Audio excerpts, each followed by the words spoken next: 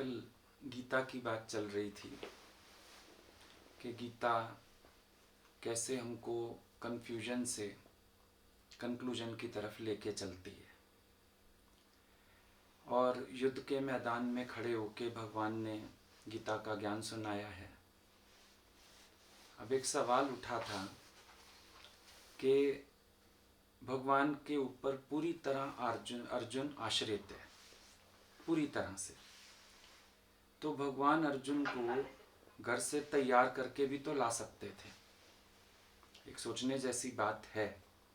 सच में ये प्रश्न उठता है, सही है प्रश्न जिसके अंदर भी उठता है कि भगवान उसको घर से प्रिपेयर करके ले आते तो जानी जाननहार हैं, सब कुछ जानते हैं, उनको पता है मेरे ज्ञान के बिना इसका काम नहीं बनने वाला है।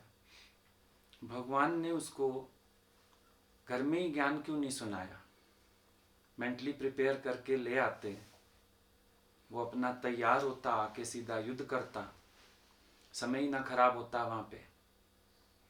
लेकिन इसकी बात आती है कि सबसे पहली बात है, जब किसी के पास भी कोई प्रतिकूलता आती है, प्रतिकूलता हमारे हृदय को नम्र बनाती है। जैसे किसान जब खेत में बीज डालता है, पहले मिट्टी को गीला करता है, भुरभुरा करता है हल चला के, उसके बाद बीज डालता है ना। इसी तरह से प्रतिकूल परिस्थितियां इंसान के हृदय को योग्य बनाती हैं कि ज्ञान का बीज पड़े। क्योंकि अनुकूल परिस्थितियों में हमें लगता है सब तो सही चल रहा है, हम तो मत्था टेकते हैं भगवान को, थैंक यू भी कर लेते हैं, हम कोशिश ही नहीं करेंगे कि हम ज्ञान सुने। ये सबकी बात है कि जब तक अनुकूलता रहती है हम तैयार नहीं होते हृदय से कि ज्ञान का बीज पड़ सके। पर जब प्रतिकूल परिस्थितियां आती हैं, मनुष्य नम्र होता है। बीमारी के समय, मृत्यु के समय, दुख के समय मन नम्र होता है और उस समय ज्ञान का बीज पड़ सकता है। जब उसके पास अनुकूलता है तो माया में मस्त है। आप खुद देखो, जब आपके पास अनुकूलता होती है तो आपको गुरु की उतनी वैल्यू नहीं होती। फिर अचानक कोई समय आ जाता है, उस समय पता चलता है गुरु क्या है, कैसे संभालते हैं, कैसे प्यार करते हैं, कैसे ज्ञान की महिमा क्या है, सब समझ आता है। तो फर्क हुआ ना दोनों परिस्थितियों में। अनुकूलता में हम सिर्फ सत्संग फॉर्मेलिटी के लिए आ रहे थे या एक अच्छी जगह चले जाएं। प्रतिकूल परिस्थितियों ने हमें अंदर से भगवान से जोड़ा है, ये फायदा होता है। तो भगवान इंतजार कर रहे हैं सही समय की। पहली बात तो ये है, सही समय की इंतजार कर रहे हैं कि समय ऐसा आए, अर्जुन का हृदय भीगे, अर्जुन को नम्रता आए तो मैं ज्ञान की वार्ता शुरू करूं। दूसरी बात ये भी आती है, अगर भगवान उसको घर में ही ज्ञान सुना देते तो बाकी साधकों के लिए ये गीता कैसे प्रकट होती। अब ये तो हाल चाल युद्ध का धृतराष्ट्र सुनना चाहते थे, संजय को दिव्य दृष्टि है तो संजय ने वो सारा हाल देख लिया, सुना दिया और वो गीता हमारे लिए प्रकट हो गई। नहीं तो बाकी साधकों के लिए ये ज्ञान कहाँ से आता। यहाँ भी भगवान की रमज थी बहुत अच्छी वाली कि सारे विश्व के कल्याण के लिए उन्होंने ऐसे समय का इंतजार किया जहाँ इस गीता के ज्ञान को मैं प्रकट कर सकूं और सब लोगों का कल्याण हो सके। ये भगवान की महिमा है। यहाँ भी कभी कभी हमारे पास परिस्थितियां होती हैं, विपरीत परिस्थितियां, कोई जवाब देने वाला नहीं होता। ऐसे में इनर कॉन्शियस डेवलप होती है। देखो आप, अंतर चेतना का विकास होता है जब आप अपने से जूझते हो, जब आप अपने से भिड़ते हो। अर्जुन के अंदर आंतरिक चेतना का विकास भी शुरू हुआ है। विपरीत परिस्थितियां देखी। अगर चेतना का विकास शुरू ना होता, ज्ञान की बातें कैसे करता? वो अलग बात है, डायरेक्शन देने वाला कोई नहीं है तो हमारी चेतना को दिशा दे मिल नहीं पाती है। लेकिन उसने अंदर कुछ तो घोटा है, कुछ तो जागा है अंदर से। अब अंतर चेतना प्रस्फुटित हो रही है। कृष्ण मिल जाएं तो वो सही खाद पानी डाल के चेतना का प्रवाह ठीक कर देते हैं, और ऐसा ठीक करते हैं कि वो चेतना प्रवाह हर परिस्थिति में सही काम करके जाता है। ये कृष्ण की बढ़ाई है। इसीलिए कृष्ण ने इंतजार किया। गुरु भी कभी कभी इंतजार करता है कि हम योग्य हो जाएं, लायक हो आए, ज्ञान का बीज पड़े। और एक तरह की लायकी नहीं होती है, बहुत तरह से गुरु देखता है हमें।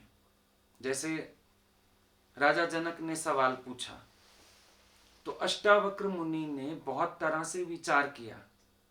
ये ज्ञानी है, जिज्ञासु है, मुमुक्षु है, अज्ञानी है, कौन है ये? क्योंकि वो पूछता था ये सच या वो सच।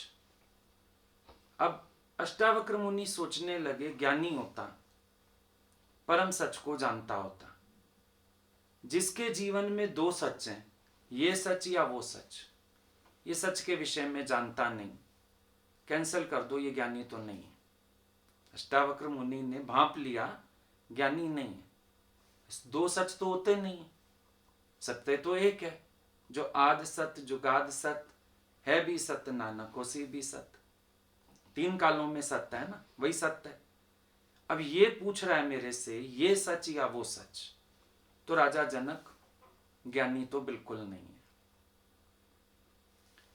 अब बात करें, क्या राजा जनक ज्ञानी नहीं है तो क्या अज्ञानी है? अज्ञानी भी नहीं है। अज्ञानी होता कृपा करना, ऐसा करना, धर्म कर्म पूछता, ऐसे ऐसे सवाल पूछता। अज्ञानी भी नहीं है। फिर कौन बचा आखिर? ये मुमुक्षु है, ये सच को जानने के लिए है। वहां पर भी गुरु ने भांपा शिष्य को कि ये कौन है। ऐसे ही नहीं ज्ञान दे दिया उठा के, उन्होंने उसकी जानकारी ली, कौन है ये। अब देखो, अर्जुन और दुर्योधन दोनों आए भगवान के पास। जब युद्ध से पहले दोनों आए थे, और दुर्योधन के अंदर बड़ा डर कि ऐसा ना हो भगवान नारायणी सेना अर्जुन को दे दें, प्रॉमिस कर दें। आया, पहले पहुंचा, लेकिन अहंकार की वजह से सिर के पास बैठ गया। देखो, आपके अंदर की प्रकृति आपसे कर्म कराती है। आपके अंदर अभिमान है, बाहर आपके कर्म में अभिमान शो होगा, जितनी मर्जी नम्रता कर लो। दुर्योधन के अंदर अभिमान है, कहीं ना कहीं पिता के होते हुए भी वो अपने को राजा तो माने बैठा है। अपने बल का भी अभिमान है, राजा मैं ही हूं, पिता तो अंधा है। बड़े सारे भाव हैं उसके अंदर। आके कृष्ण के सिर के पास बैठ गया। फिर आया अर्जुन, वो पैरों के पास बैठ गया। भगवान सो रहे थे। जो सोते नहीं, जिनके सोने से दुनिया सो जाए, वो सो रहे थे। खेल था ये, लीला। उनका जागना भी इबादत, सोना भी इबादत है, सांस लेना भी इबादत है, क्योंकि परमार्थ है। ऐसा लगा भगवान सो रहे हैं। दोनों बैठ गए, आंख खुली, सीधा सामने देखा अर्जुन को। भगवान बात शुरू करते इससे पहले दुर्योधन बोल पड़ा, मैं भी आया हूं। कोई टेंशन तो ये थी, पहले मैं मांगू। भगवान ने कहा, अच्छा तू भी आया है, कैसे आना हुआ? युद्ध के लिए सहायता। भगवान बोले मैंने अर्जुन को पहले देखा, अर्जुन का फर्स्ट नंबर ये मांगे। कहता आया तो मैं था पहले, फिर झगड़ा। भगवान ने कहा पर देखा मैंने अर्जुन को। अब बात ये है तुम दोनों के सामने, एक तरफ नियत्था मैं और दूसरी तरफ मेरी नारायणी सेना,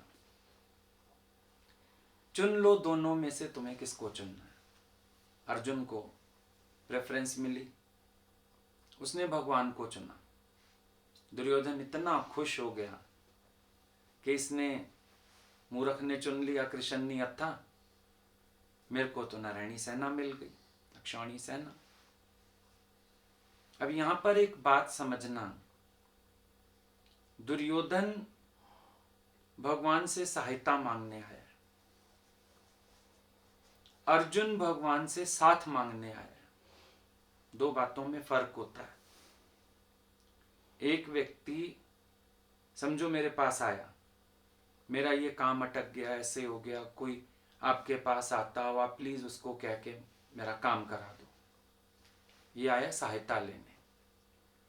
एक आया वो कहता है परिस्थिति जैसी भी है पर आपका हाथ सिर पे है ना, मैं बस खुश हूं, आप अपने आप देखोगे जो मेरे लिए उचित है।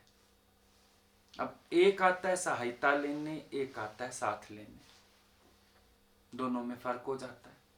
जिज्ञासु यहां से भी पहचाने जाते हैं, कैसी बात करता है आके, मेरे लिए आया है या जो मेरा ये आसपास का प्रभाव फैला हुआ है इसकी वजह से आया है। जैसे आप देखते हो नेता लोग भी जाते हैं संतों के यहाँ मत्थे टेकने, क्यों जाते हैं? ताकि इनको जो मानने वाले लोग हैं वो हमें वोट दें, इसलिए जाते हैं। लाखों रुपया भी चढ़ाएंगे, हार भी चढ़ाएंगे, लंबे लेट भी जाएंगे। अभी पीछे हम लोगों के उधर कुछ था तो एक ने संदेशा भेजा, हम आना चाहते हैं, कोई इलेक्शन थे, हम आना चाहते हैं, उनको बोलो समय दें, आशीर्वाद लेने आना चाहते हैं। हमने मना करा दिया, उनका मेरे पास नहीं आओ। नहीं, सारे लोग आपके पीछे हैं, इतनी दुनिया, इधर वाला हमारा एरिया सारा, उनका मत आना। अगर आपको समय हो, सत्संग का नियम बना लीजिए, हम रोज बैठे हैं, ना स्टेज पे आना, ना बुक्के लाना, ना पैर छूना, ना हम माइक देंगे। सत्संग का प्रसाद चाहिए तो आ जाना। दर्शन नहीं हुए फिर दोबारा, मैसेज जब ऐसा चला गया, दर्शन नहीं हुए, क्योंकि सहायता के लिए आना चाहते हैं, साथ के लिए नहीं। गुरु से देखो, दिखता गुरु भी नहीं अच्छा ही है, लेकिन जो अक्षौणी सेना दिखती है ना आगे वाली, अरे फलाना ऑफिसर आता है, फलाना बिजनेसमैन आता है, फलाने का इतना होल्ड है मार्केट पे, वो जो अक्षौणी सेना दिखती है, सहायता चाहिए होती है लोगों को उसकी। और हम तो सत्संग में ही मना करते हैं, आपस में ही माया की बात मत करो। दुर्योधन स्वार्थवश आया है, भगवान के स्वभाव को नहीं जानता दुर्योधन, ये भी समझना। अगर भगवान के स्वभाव को जानता तो उसको अफसोस होता कि अर्जुन ने भगवान को चुन लिया, पर वो खुश हुआ कि इस पागल ने कृष्ण ने हत्था चुन लिया, अक्षौणी सेना तो मेरे को मिलेगी। हमेशा भगवान के पास आओ उनके साथ के लिए, स्वार्थ के लिए कभी मत आओ। दुर्योधन स्वार्थ के लिए आया, और जब भी कोई भगवान के पास स्वार्थवश आता है, ये एक पहचान है, वो उनके स्वभाव को नहीं जानता है, वो उनके प्रभाव को देख के, उनके प्रभाव से प्रभावित होके उनके पास आ रहा है, स्वभाव को नहीं जानता अभी। अगर वो उनके स्वभाव को जाने तो उनका साथ मांगे, पर स्वभाव को तो जानता नहीं। उसको तो जो इर्द गिर्द प्रभाव नजर आया, दुर्योधन को क्या नजर आया? सेना। अक्षौणी सेना, अपनी भी सेना और रिश्तेदारों की भी सेना, कृष्ण की भी मिल जाए सेना। कृष्ण कब पसंद आएगा? कृष्ण को कब चुनोगे जीवन में?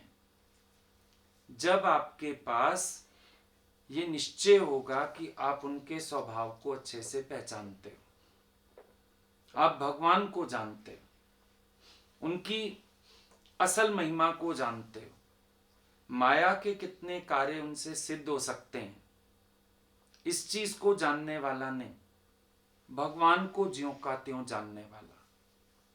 ये फर्क हमेशा रहता है और इस बात को सबको अपने जीवन में समझ के जरूर चलना चाहिए। अच्छा, अब हमको ये दिख रहा है कि भगवान ने को अर्जुन ने चुना, हमारी दृष्टि ये जानती है, देखती है, और आज तक हम गीता सुनते हैं तो ये बात भी सुनते ही हैं कि अर्जुन ने भगवान को चुना। ठीक है, अब इसका दूसरा पक्ष देखो, भगवान ने भी तो अर्जुन को चुना। अर्जुन विनम्र है, अर्जुन के अंदर भक्ति है, अर्जुन भगवान को चुन रहा है, इसीलिए भगवान ने अर्जुन को चुना गीता सुनाने के लिए, और किसी को नहीं चुना। भीष्म पितामह को चुनते, धृतराष्ट्र को चुनते, कर्ण को चुनते, और भी तो लोग थे, युधिष्ठिर थे। भगवान ने भी चुना। मतलब ये हुआ, हम अगर भगवान को चुनते हैं, हमारे अंदर एक भावना ये भी रहे, क्या भगवान भी मुझे चुनते हैं? मेरी दृष्टि भगवान पर है, क्या भगवान की दृष्टि भी मेरे पर है? मेरा हक भगवान पर है, क्या भगवान का हक भी मेरे पर है? आशिक से चै जैं जैते पाण आशिक थियन। जब भगवान तेरे पे आशिक हो तब समझना तू सच्चा आशिक है। अगर भगवान तेरे पे आशिक नहीं हुए तो तुम आशिक सच्चे नहीं। ये बात भी समझ के चलनी होती है। भगवान ने चुना अर्जुन को, इसका मतलब उसका समर्पण स्वीकार हुआ। उसने भगवान को चुन के अपने आप को समर्पित किया। कृष्ण ने उसको चुन के अपने आप को समर्पित किया, अपना ज्ञान समर्पित किया, अपनी विभूतियां समर्पित की, और उसको क्या बता दिया? As ye know me as I am so shall you be. जितना बड़ा मैं हूं, जितने प्रभाव वाला मैं हूं, अगर तू मेरे को ज्यों का त्यों जानेगा तो तू मेरा ही रूप हो जाएगा। भगवान को चुना अर्जुन ने, उसने तो साथ मांगा। भगवान इतना प्यारा साथ देते हैं कि जन्म मरण खत्म करते हैं। हमारी भावना होती है शायद हम एक छोटे से समय के लिए भगवान का साथ मांग रहे हैं, पर भगवान कहते हैं मैं जब हाथ पकड़ता हूं, मैं पूरी जिंदगी के लिए पकड़ लेता हूं। ये नहीं करता कि अब दे देता हूं साथ, फिर थोड़ी देर बाद नहीं देता हूं। नहीं, मैं साथ देता हूं जिसका, जन्म जन्म तक उसका साथ निभा देता हूं, उसके जन्म मरण काट देता हूं, उसके अंदर की अविद्या का नाश कर देता हूं। ये कृपा मैं करता हूं। तो भगवान ने भी अर्जुन को चुना, इतना अनमोल ज्ञान देने के लिए चुना, सारी दुनिया में धर्म की स्थापना करने के लिए अर्जुन को चुना। सोचो कितना बड़ा चुनाव भगवान का। अदना सा जीव अर्जुन, जिसको कोई जानता भी ना, कृष्ण को चुनने के कारण उसने चुना कृष्ण को, कृष्ण ने चुन लिया उसको। मैंने तुझे चुन लिया, तू भी मुझे चुन, दुनिया में भी गाते हो, लेकिन वहां तो चुनने में कुछ होता नहीं, पर यहां बहुत कुछ होता है। जिसने अपने जीवन में गुरु को चुना, भगवान को चुना। आज हम लोगों ने गुरु को चुना, गुरु ने हम लोगों को कहां ले जाके खड़ा कर दिया। गुरु ने जीवन को कौन सा रूप दे दिया। गुरु ने अंदर कैसी ज्ञान की जोत जला दी। गुरु ने कैसे सारी माया से बचा लिया। गुरु ने कैसे प्रेम स्वरूप बना दिया। हम चुनते हैं भगवान को। अच्छा, हमारा तो भगवान को चुनना भी, थोड़ा हम उनका स्वभाव जानते हैं, फिर हम उनको चुनते हैं तो ऐसे लगता है ना हम अपने को ही सिक्योर कर रहे हैं उनकी चरण शरण में। पर कभी सोचो, भगवान ने जो मुझे चुना, भगवान को क्या मिला। एक भक्त ने बोला, भगवान मैं तो तेरी शरण आया, मैंने तो सब कुछ पाया, बाहर का भी पाया, भीतर का भी पाया, पर मैं इस बात पे हैरान हूं, मुझे चुन के तुझे क्या मिला। तूने मुझे क्यों चुन लिया। मैं तो किसी काम का नहीं, मैं तो भिखारी, मैं तो माया से घिरा हुआ। भगवान तूने मुझे क्यों चुन लिया। मैं तो इस बात पे हैरान हूं। और यह हैरानी सबको होती है कि मुझे क्यों चुन लिया, मुझे क्यों आगे आगे किया, मुझे क्यों पास बिठाया।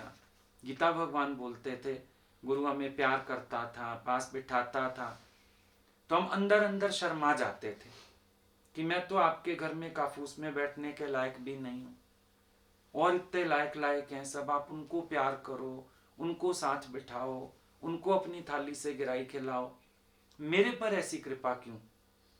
ये हर जिज्ञासु के मन में आती है बात। हम लोगों को भी जब भगवान आगे आगे करते थे, बुलाते थे, शर्म तो आती थी। न्यू ईयर पे बुला के स्टेज पे केक कटवाते थे, शर्म आती थी कि इतने पुराने पुराने लोग बैठे हैं गीता भगवान के समय के, आप हमको प्यार कर रहे हो। और अपने आप को पता भी होता है, अपने आप को पता नहीं होता कि मैं अवगुण हारे कोई गुण ना है, मैं तो अवगुण ही हूं, कोई गुण है ही नहीं मेरे अंदर। फिर करुणा क्यों करी, हरि प्यारे करुणा क्यों करी, ये सोचने वाली बात है। पर भगवान किस पे रीझते हैं। भगवान थोड़ी सी नम्रता पे ही रीझ जाते हैं, थोड़े से भाव पे रीझ जाते हैं। अब अर्जुन के कैरेक्टर में अगर हम देखें, एक कितनी प्यारी बात समझ में आती है, हर परिस्थिति में देखता कृष्ण की तरफ है। नहीं, अगर हम जितने भी इंस्टेंस हम लोग सुनते हैं उसके जीवन के, एक बात तो पक्की समझ में आती है कि अर्जुन हर हाल में कृष्ण की तरफ देखता है। चाहे अनुकूलता हो, चाहे प्रतिकूलता हो, चाहे कहीं फंस जाए, चाहे चुनाव करना पड़े, आंख उसकी कृष्ण की तरफ है। भगवान ये स्वभाव जानते हैं ना अर्जुन का।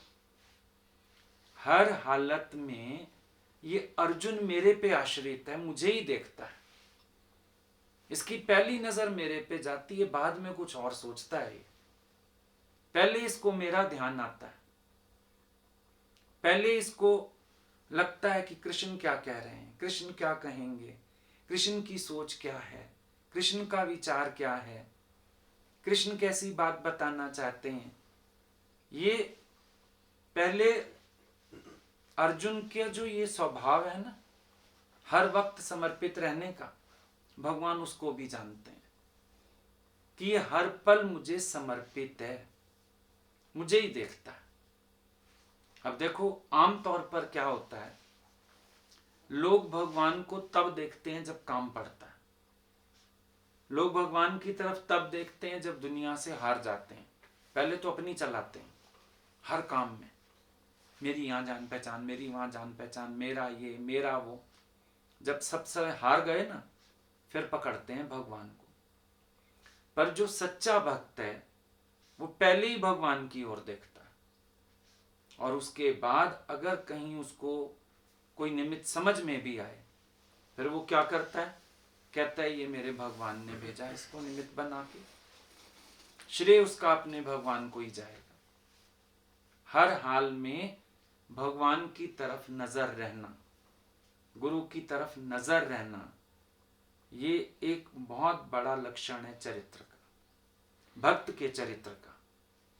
मीरा की नजर देखो, नामदेव की नजर देखो, जिन भक्तों को भगवान ने चुना, भक्तों ने तो चुना था, पर जिन भक्तों को भगवान ने चुना, चाहे अपने ज्ञान के लिए, चाहे अपनी भक्ति के लिए, चाहे अपने प्रेम के लिए, जिनको भी भगवान ने चुना है, उन भक्तों का क्या हिसाब रहा कि उन भक्तों ने हर हाल में भगवान की तरफ दृष्टि रखी है।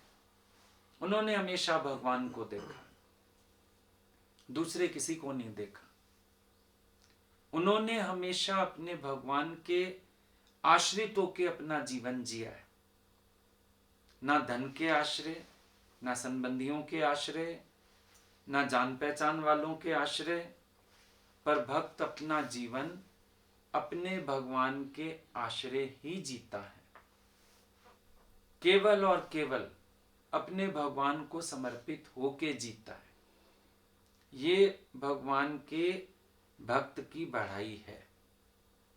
ये सच्चा भक्त है जो भगवान की कृपा जीतता है, भगवान का प्यार जीतता है, भगवान की नजर जीतता है कि इसकी नजर केवल मेरे में है और कहीं इसकी दृष्टि नहीं जाती है। कई बार हम और चीजों में समर्पित हो जाते हैं, फिर हम यहां बैठ के भी दाएं बाएं इधर उधर, फिर हम अपनी जगह खराब करते हैं। हमेशा नजर भगवान पे रहे। जैसे एक माँ होती है ना, कोई भी काम कर रही हो, घर में, किचन में हो, बाथरूम में, नहाने गई है, एक आंख उसकी बच्चे में है ही है। बच्चा रोएगा ना, आपको किसी को पता नहीं चलेगा, वो कहेगी उठ गया, वो भागेगी। नहा रही है, उसको पता चल जाएगा, फटाफट कपड़े पहन के भागती है, बच्चा उठ गया मेरा। हर समय उसकी नजर और हर हाल में नजर, दुख में सुख में। कोई रिक्शा पलट गया, गाड़ी लग गई, सबसे पहले उसकी नजर बच्चे पे, मेरा बच्चा सेफ है, इसको तो चोट नहीं आई। और अगर बच्चे को चोट आई है, उसको अपनी चोट भूल जाती है। नजर है ना भगवान में, वो बच्चे में।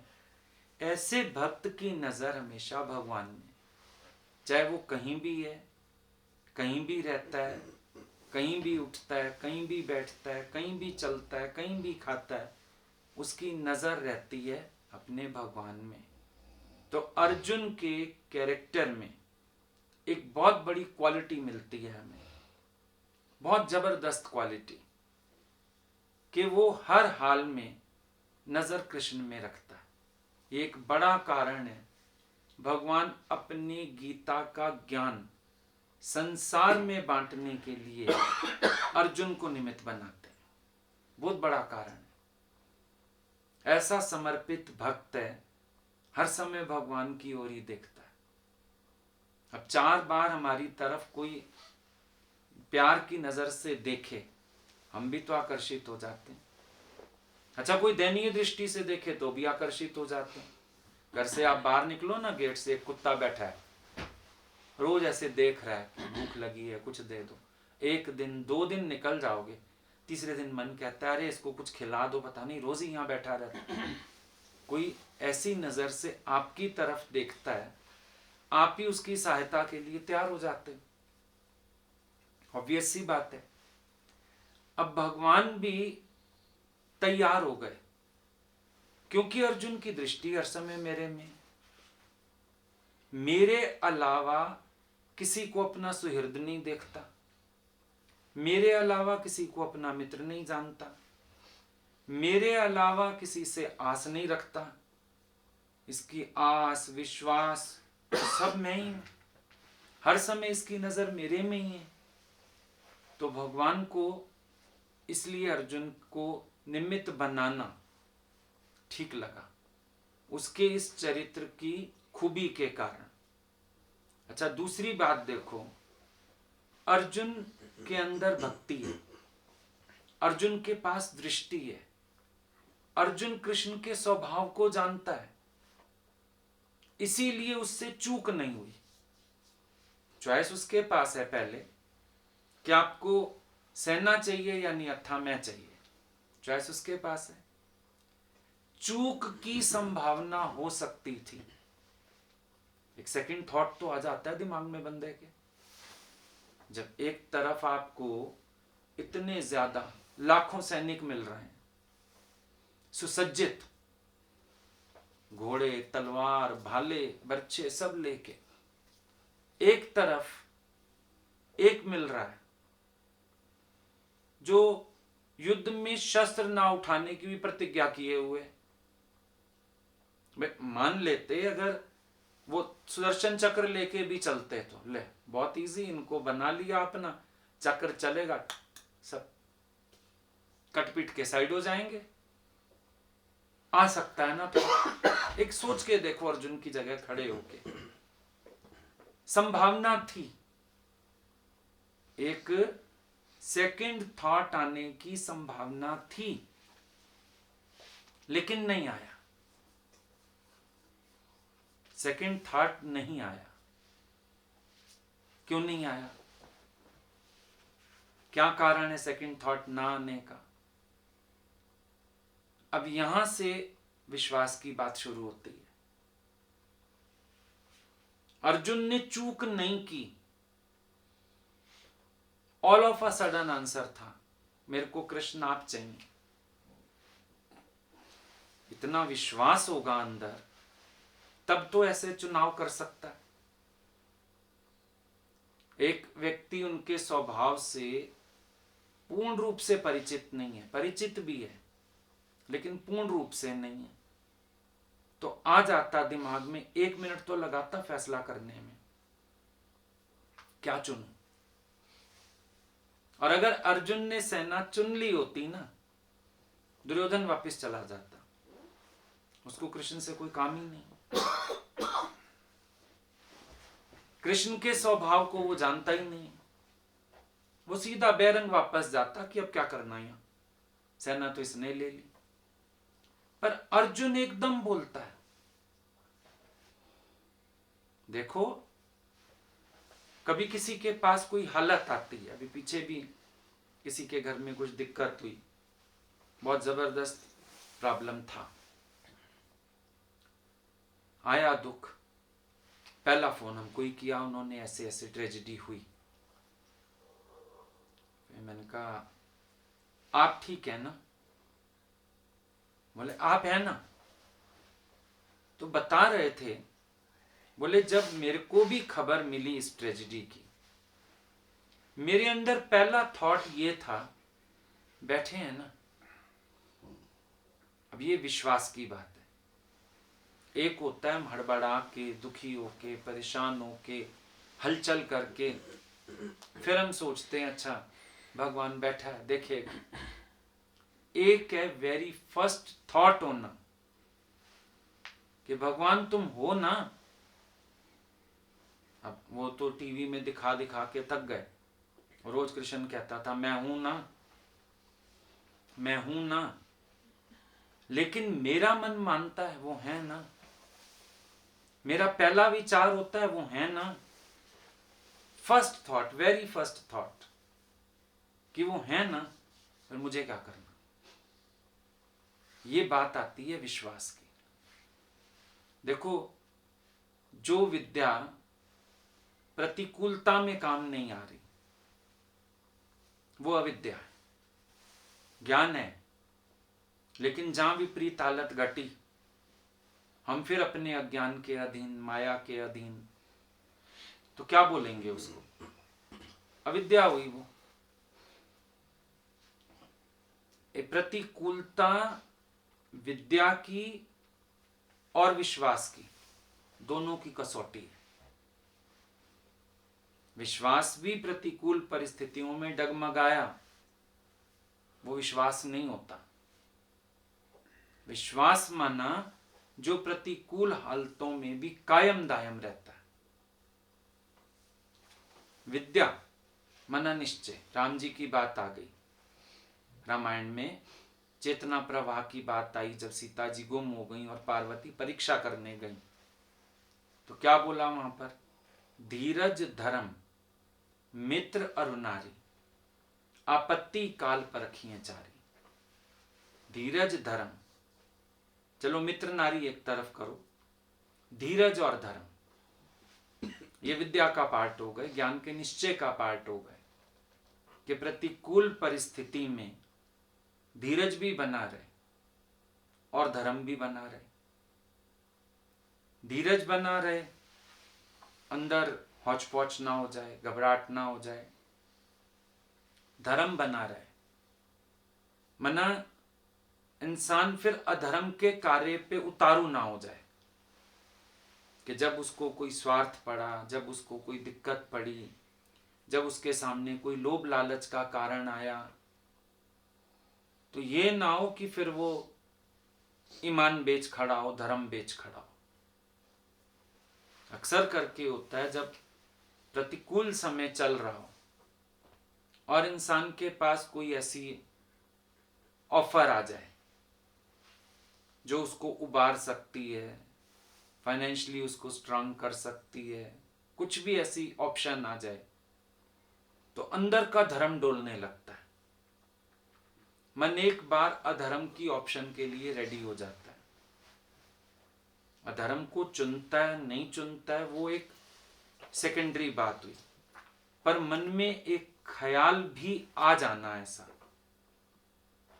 है ना, मन में एक ऐसा अधर्म का ख्याल आ जाना, ये भी फिर आपके ज्ञान की कसौटी है कि क्यों आ गया, क्यों मन ने सोचा कि कोई बात नहीं, मैं बेईमानी कर लेता हूं, हेरा फेरी कर लेता हूं, गलत काम कर लेता हूं, कोई नहीं देख लेंगे, आगे की आगे देखी जाएगी, अब तो इतना मेरे ऊपर संकट आया हुआ है, ऐसी प्रॉब्लम है। क्योंकि देखो जब कोई प्रतिकूलता में होता है ना, फंसा हुआ, प्रतिकूल हालत होती है किसी के सामने भी, उस समय लोग भी फायदा उठाना चाहते हैं, अपने उल्टे टेढ़े काम कराने के लिए ऑफर कर देते हैं। अब उस समय देखो इतना धैर्य है कि आप फैसला धर्म की तरफ कर सको, अधर्म की तरफ ना लुढ़क जाओ, ये देखने वाली बात है। और ऐसे ही विश्वास की बात आती है। मीरा विश्वास नहीं हारती, चाहे विष के प्याले आ गए, चाहे सर्प भेज दिया गया, प्रतिकूलता में विश्वास की कसौटी है। अब आप देखो ना, स्त्री होती है, अब आदमी के पास कोई विपरीत हालत आ गई, अब कहते हैं स्त्री वो जो विपरीत में भी साथ खड़ी रहे ना, अगर अगली कहे मैं तो भागती हूं अब यहां से, कईयों के घर देखा है मैंने, आदमी का एक्सीडेंट हुआ, टांगों से रह गया, औरत छोड़ के भाग गई, किसी के पास काम धंधा खत्म हो गया, औरत छोड़ के भाग गई। तो ऐसा नहीं होना चाहिए ना भक्त का विश्वास। भक्त का विश्वास ऐसा होता है जो तीनों कालों में चलायमान नहीं होता है, ये भक्त का विश्वास है। उसका विश्वास किसी भी परिस्थिति में चलायमान नहीं होगा। वो एक विश्वास रख के बैठता है कि ईश्वर की ओर से जो हो रहा है वो अच्छा है, तेरे किए को हम क्या देवें, भले बुरे का नाम। भगवान जब किया तुमने, तुम्हारी ओर से हुआ, अब तुम्हारे किए को भला या बुरा कहने की मेरी तो ताकत नहीं, मेरी औकात भी नहीं कि मैं भला कहूं बुरा कहूं, जो है वही तो अच्छा है, तेरा बाणा मीठा लागे। विश्वास की परीक्षा, ये विश्वास की परीक्षा है। कई बार कई लोग सत्संग में आते हैं, कोई दुख सुख आ गया, दुनिया के लोग तो उनको कहते हैं देखो तुम सत्संग जाते थे, तुम्हारे साथ ऐसा हो गया। एक के घर में हुआ था उधर यूपी में, गुरुजी के पास वो आते थे बहुत। तो बच्चा उनका फेल हो गया, उसने सुसाइड कर लिया। छोटा शहर था, बहुत शोर मच गया। पर भगवान ने एक बात बोली, दुनिया में जितने बच्चे फेल हो रहे हैं, क्या सबकी माएं सत्संग में बैठी हुई हैं? बोला एक बार स्कूल से लिस्ट निकाल के लाओ, जितने बच्चे फेल हो रहे हैं क्या सबकी माएं सत्संग में बैठी हुई थी? फिर तो कोई होनी का खेल है, या बच्चे की अपनी लापरवाही, या जो भी होगा उसके अंदर।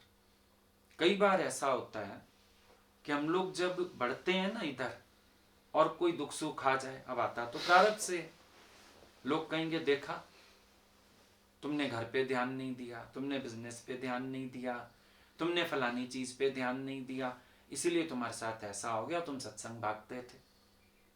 अरे सत्संग भागते थे तो हम सलामत हैं, हालतें संभाल लेंगे, नहीं तो हालतों के साथ हम भी खत्म हो जाते थे। अब ये विश्वास अंदर का चाहिए होता है ना। दुनिया आपका विश्वास तोड़ने ऐसे भी आएगी।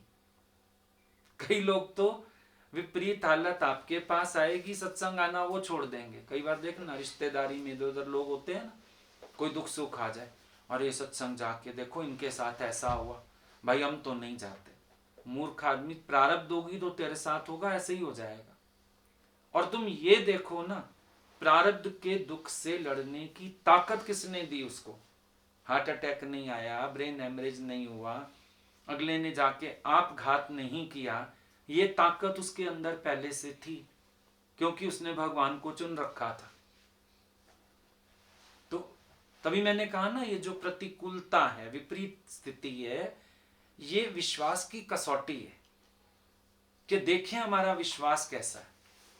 लोग भी आएंगे विश्वास से लाने, और नालायक अपना मन भी बैठा हुआ है विश्वास से लाने के लिए। ये भी बार बार बोलेगा तूने ऐसा नहीं किया, तूने ध्यान नहीं दिया, तब तेरा नुकसान हो गया, तब तेरे साथ ये घटना घट गई, तू इतना भागा सत्संग में, तू इतना भागा गुरु के पीछे। अपना मन भी बहुत बकवास करता है।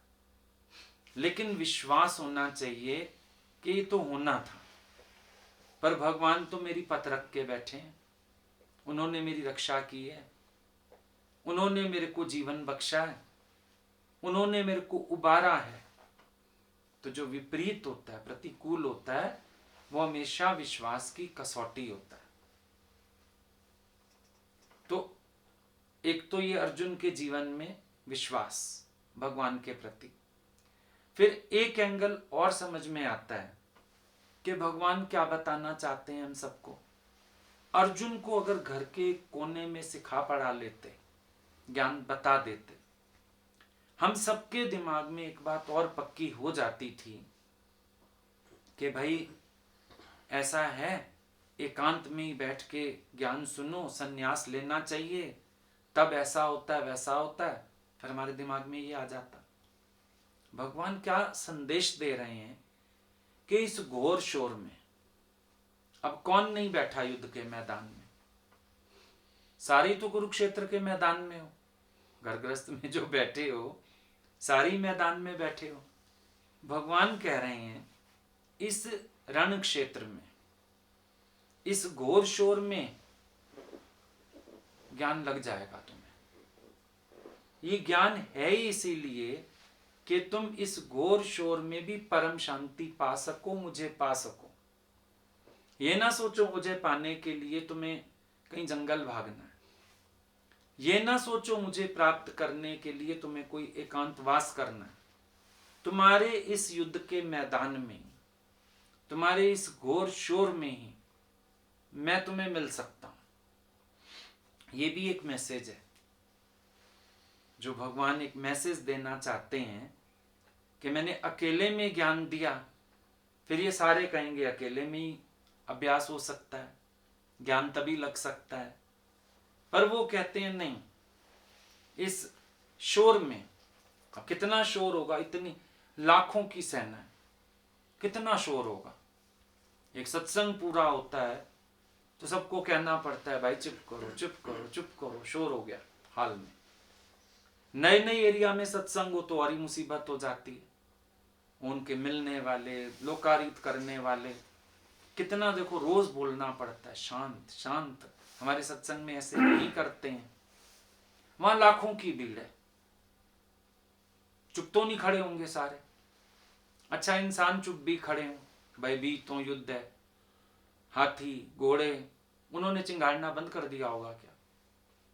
बहुत शोर होगा, पर भगवान उस शोर में ज्ञान सुना रहे हैं। दोनों सेनाओं के बीच तो था रथ। आया गीता में कि भगवान रथ को साइड ले गए, अर्जुन चल जरा साइड खड़े होते हैं, इन लोगों से दूर चलते हैं, वहां बात करते हैं आराम से, उनको बोल जाते एक्सक्यूज मी।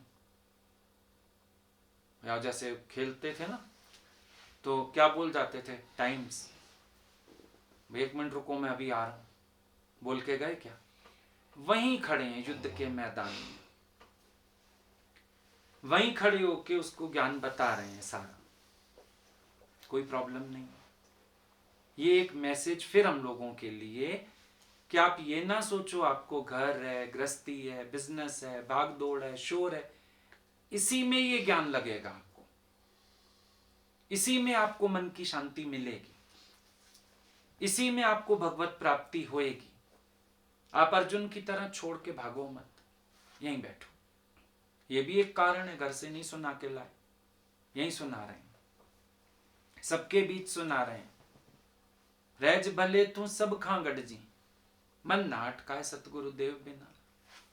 अरे तुम रहो, सबके बीच में रहो, सबके साथ रहो, कोई बात नहीं, मन भगवान से लगा लो। एक मैसेज दे दिया खाली, क्योंकि कर्म छोड़ने से कुछ नहीं होगा। भगवान की प्रसन्नता अनुसार कर्म करना धर्म है, गीता मूल ये है बात। भगवान की प्रसन्नता के अनुसार कर्म करना, यही धर्म है हर मनुष्य का। और भगवान अपनी प्रसन्नता किसमें बता रहे हैं? गीता का ज्ञान खोल के रख दिया कि अर्जुन, मेरी मत अनुसार मेरी प्रसन्नता को ध्यान में रखते हुए अगर तू कर्म करता है, ये तेरा सच्चा धर्म है, तू धर्म से विचलित नहीं हो रहा,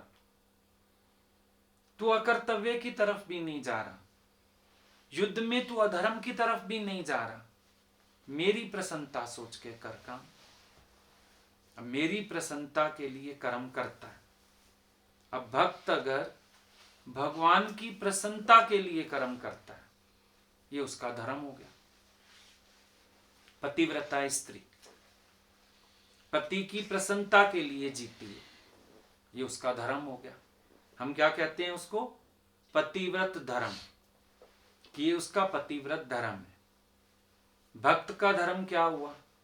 भगवान की प्रसन्नता के लिए कर्म करना। भगवान की प्रसन्नता किसमें है? अधर्म का नाश हो, धर्म की स्थापना हो। अब शुरू ये हुई थी कहानी कहां से? पर्सनल लेवल से, पर्सनल घर के युद्ध से। अब ये बात कहां आ गई? कृष्ण के पाले में आते ही धर्म अधर्म पे आ गई। भाइयों का झगड़ा था, धर्म युद्ध हो गया। अभी भगवान के बीच में आते ही क्या होता है? कई बार हमारे पास भी बातें होती हैं, रगड़े झगड़े होते हैं, पर भगवान बीच में क्या करते हैं? वो धर्म की तरफ इशारा करते हैं बस, कि मेरी शरण आया है ना, जो मैं मार्ग बता रहा हूं वो धर्म का मार्ग है, उस पे चल। कोई मानता है अगर, तो वो भगवान की प्रसन्नता के लिए कर्म कर रहा है। अब वो कर्म बंधन में नहीं आएगा। अर्जुन ने इतनों को मारा युद्ध में। पूछते अर्जुन, तूने इतनों को मार डाला? कहता है नहीं, मरा केवल एक अर्जुन। एक अर्जुन मरा। कैसे? अर्जुन ने अपनी मैं, अपने स्वार्थ, अपनी मर्जी, अपना कर्तव्य, अपना धर्म अधर्म सब कृष्ण को सौंप दिया और कृष्ण की प्रसन्नता अनुसार कर्म किया। वो कर्म धर्म बन गया। कमाल देखो, जब ईश्वर की प्रसन्नता, गुरु की प्रसन्नता आ गई, अब दुर्योधन का कर्म धर्म नहीं कहलाएगा, वो अधर्मी हो गया। स्थूल दृष्टि से देखो, दोनों भाई तो लड़े, फिर अगर ये धर्मी है तो वो भी धर्मी है, ये धर्मी है वो अधर्मी है। स्थूल दृष्टि से अगर देखो, भाई दोनों भाइयों की लड़ाई है, ठीक है, अगर वो हक के लिए लड़ रहा है, वो भी हक के लिए लड़ रहा है, अपनी अपनी बात हो गई उनकी। लेकिन यहां पे बात क्या हो गई, भगवान की प्रसन्नता आ गई बीच में, भगवान की मति आ गई बीच में, और तो और भगवान की आज्ञा आ गई है बीच में। अब भगवद आज्ञा अनुसार जब कर्म किया जाता है तो वो कर्म अकर्म हो जाता है, या वो कर्म धर्म हो जाता है। वो कर्म फिर धर्म हो गया भगवद आज्ञा अनुसार करने से, और अपने स्वार्थ में करने से, अहंकार में करने से वो धर्म नहीं कहलाता, अधर्म कहलाएगा। यही तो डिफरेंस है। कभी कभी कई लोग सोचते हैं गुरु ने भी विपरीत आज्ञा दे दी क्या, कई लोग आपको ही पकड़ेंगे, तुम ऐसा कर्म कर रहे हो, तुम तो सत्संग सुनते हो, फलान करते हो, अपने गुरुजी से पूछ के देखो।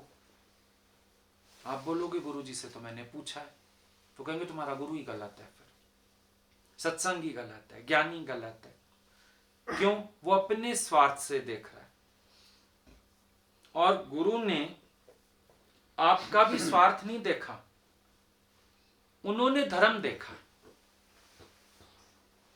एक अंतर समझना, जब गुरु हमको कोई बात बताते हैं, कोई फैसला देते हैं, वो ये नहीं देखते क्योंकि ये मेरा शिष्य है, क्योंकि ये मेरी शरण आता है। कृष्ण के मन में दूर दूर तक ये भावना नहीं है कि अर्जुन मेरी शरण आया हुआ है, मेरे साइड है, इसलिए युद्ध करवाना है। उसकी सारी क्वालिटीज उन्होंने इसलिए देखी कि गीता के ज्ञान के योग्य है, इसके थ्रू मैं गीता के ज्ञान का मैसेज दे सकता हूं, ये है कृष्ण के दिमाग में। लेकिन क्योंकि ये मेरी शरण आया है, मेरा भगत है, तो मैं इससे अधर्म करा के जिता दूं, ये कृष्ण की सोच नहीं हो सकती है। फिर तो वो गुरु धर्म से ही गिरते, आज वो जगत गुरु ना कहलाते, फिर तो वो गुरु के धर्म से ही गिरते। जब भी कोई आता है कोई बात लेके, ज्ञानी का ये काम नहीं है कि वो ये देखे ये तो रोज आने वाला बंदा, ये तो मेरी मदद करने वाला बंदा, ये तो मेरा साथ देने वाला बंदा, अब मैं इसको गलत भी चला देता हूं, कोई बात नहीं, इसका पक्ष ले लेता हूं। बिल्कुल भी नहीं। वो सोचेगा धर्म क्या है, ज्ञानी हमेशा ये सोचेगा धर्म क्या है, और कितना करीबी क्यों ना हो, वो उसको कहेगा तू अगर मेरा शिष्य है, मेरी शरण आया है, तो धर्म के मार्ग पर चल, अधर्म पे चलना मैं अलाउ नहीं करूंगा तुझे। ये फर्क है। ये बात समझने जैसी है, हर एक के समझने जैसी है। हम भी कई बार इस भावना से आते हैं कि हम बात करेंगे गुरु तो मेरे पक्ष की बात ही करेंगे। कई बार दिमाग में हम ये रख के आते हैं, वो पक्ष की बात नहीं करेंगे, की बात करेंगे, चाहे तुम्हें बुरा लगे, चाहे अच्छा लगे, चाहे आओ चाहे ना आओ, छोड़ जाओ, बात वो धर्म की करेंगे। अगर तुम गलत हो तो तुम्हें ही गलत कहेंगे कि तुम गलत हो, सीधी सी बात है। अभी किसी ने बोला उस दिन कि वो चल रहे थे सड़क पर, उनके आगे कोई चल रहा था, तो उसके पर्स से जाने कैसे पैसे गिरे, क्या हुआ, अब इसने उठा लिए, उसको आवाज नहीं दी, और अगले ने 4 कदम आगे जाके बस पकड़ ली। अब आए मेरे पास, अब पैसे हमारे पास ही रह गए। हम शायद आवाज दे देते थोड़ी देर में।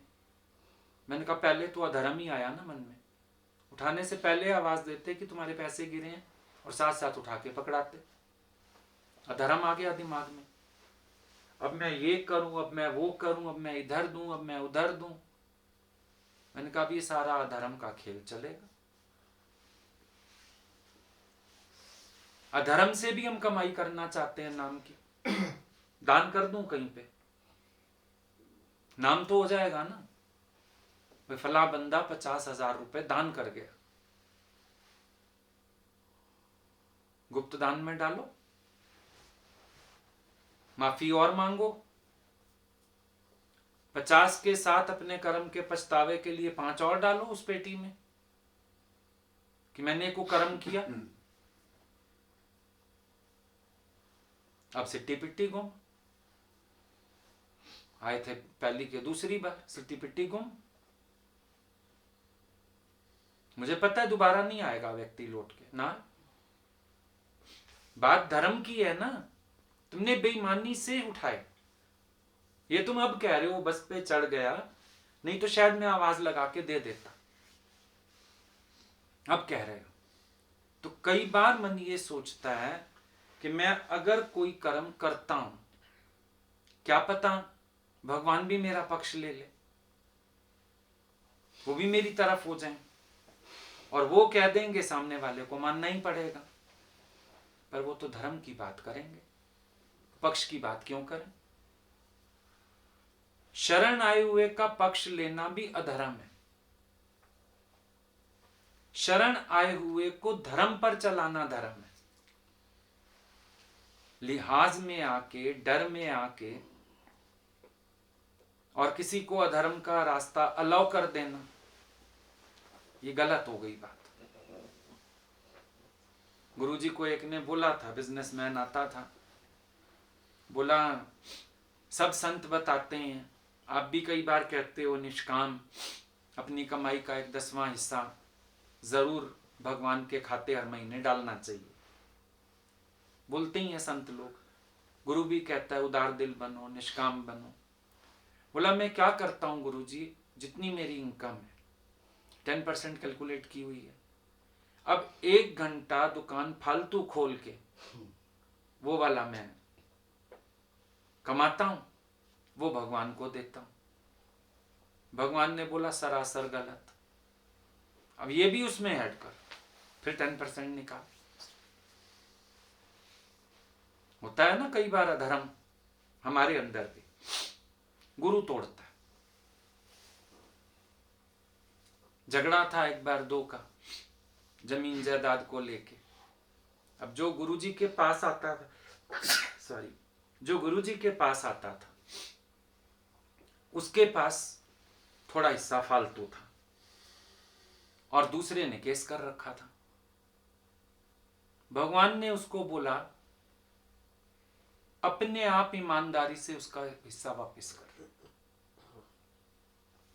और हम हैरान हुए थे। भगवान ने बोला अगर तूने आज ये काम नहीं किया, कल से मेरी दहलीज पार मत करना, बेईमानों को मैं नहीं आने देती यहां पे। हम हैरान थे, इतना पुराना सत्संगी, और भगवान उसको कह रहे हैं बेईमान को मैं दहलीज नहीं पार करने देती, पहले अपना कर्म सही करके आ। बोला तेरा भाई आके मुझे बता के जाए कि इन्होंने मेरी जमीन ईमानदारी से वापस कर दी है, मैंने केस वापस ले लिया है और अब हमारी सुलह है, मैं तब सत्संग बैठने दूंगी। तो कभी कभी ना मन सोचता है कि भगवान मेरा पक्ष ले लेंगे। भगवान ने अर्जुन का पक्ष नहीं लिया है, भगवान ने धर्म का पक्ष लिया है। और अगर दुर्योधन भी धर्म पर खड़ा होता, भगवान उसका भी पक्ष लेते। आप जिसको जितना मर्जी बुरा कह लो, पर अगर वो धर्म के राह पर चले, ज्ञानी उसको गले लगाएगा, ज्ञानी उसको प्यार करेगा। और अधर्म पे चलने वाला कितना ही उसका प्यारा क्यों ना हो, वो उसको बार का रास्ता दिखा देगा। सुई इस बात को समझ के हमको चलना चाहिए कि जो ये युद्ध चला या जो ज्ञान चला, इसके पीछे क्या क्या कारण थे। अर्जुन को घर में नहीं सुनाया, इसके पीछे भी कारण। अर्जुन को निमित्त बनाया, इसके पीछे भी कारण। और सबके बीच में सुनाया, हम सबको प्रेरणा देने के लिए। और विश्वास रखना, भगवान कभी भी किसी के पक्षधर नहीं होते। कोई कितना प्यारा क्यों नहीं है, कोई कितना साथ क्यों नहीं है, आज ईसाई की तरह बच्चे चाहे साथ चलते, लेकिन जहां जो गलत है गलत है। हम नहीं अलाउ करते कि हाँ कोई बात नहीं, तुमने की ना गलती, इसलिए कोई बात नहीं, ये गलती नहीं, तुमने भी अगर की से सॉरी, माफी मांगो जाके। भगवान पक्षधर नहीं, भगवान बिल्कुल तुझ न्याय पे खड़े हैं। उनको सिर्फ धर्म की परवाह है, उनको नाम रूप से कुछ लेना नहीं। अर्जुन निमित्त बन गया क्योंकि उसके अंदर वो सारे गुण थे, ज्ञान प्रकट कर सकते थे, धर्म की स्थापना कर सकते थे।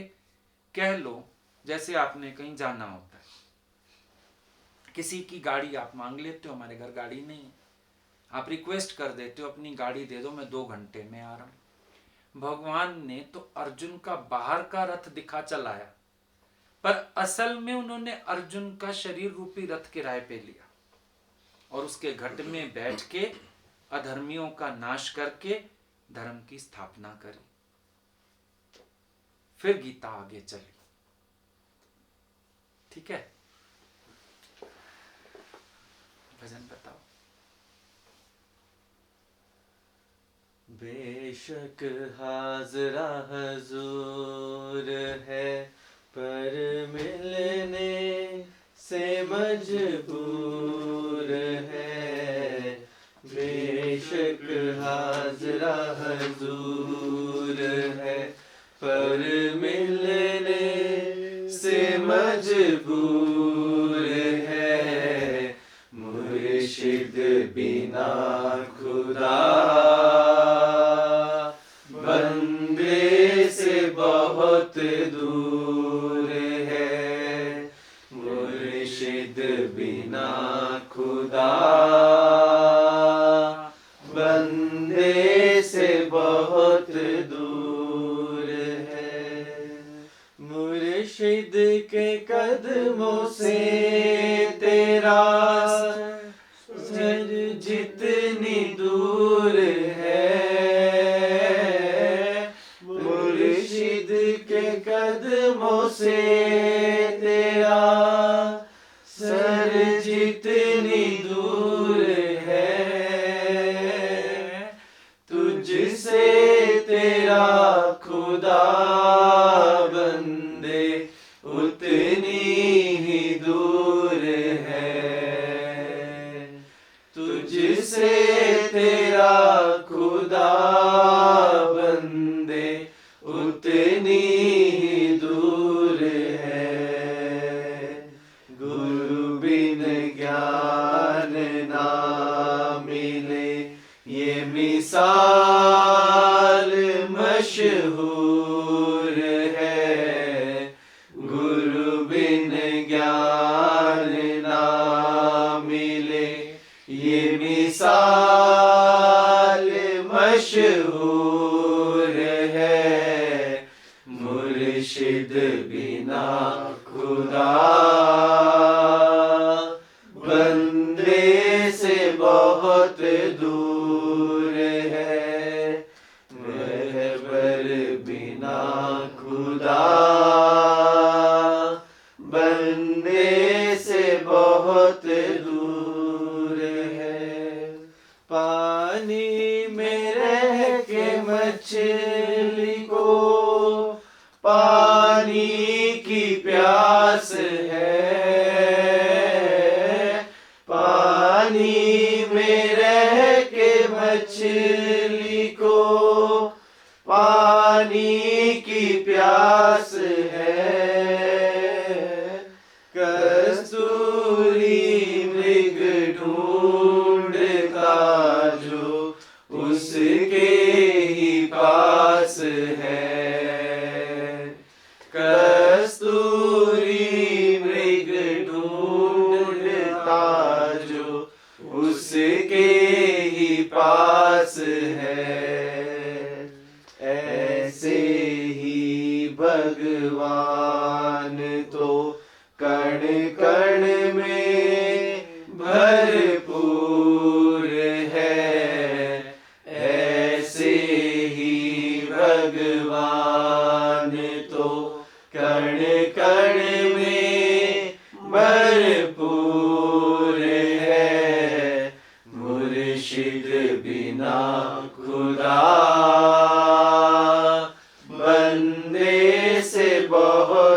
दूर है, रहबर बिना खुदा बंदे से बहुत दूर है। जिसका दिया तू खा रहा, उसकी पहचान कर। जिसका दिया तू खा रहा, उसकी पहचान कर। भगवान की पहचान के लिए गुरुदेव है इधर। भगवान की पहचान के लिए गुरुदेव है इधर। जो उसको मंजूर है, वो खुदा को भी मंजूर है। जो उसको मंजूर है, वो खुदा को भी मंजूर है। मुर्शिद बिना खुदा बंदे से बहुत दूर है। रहबर बिना खुदा बंदे से बहुत दूर है। पागल ज़माने भर को इतना बता दे तू। पागल ज़माने भर को इतना बता दे तू। जिसकी है जुस्तजू तुझे वो तेरे ही रूबरू।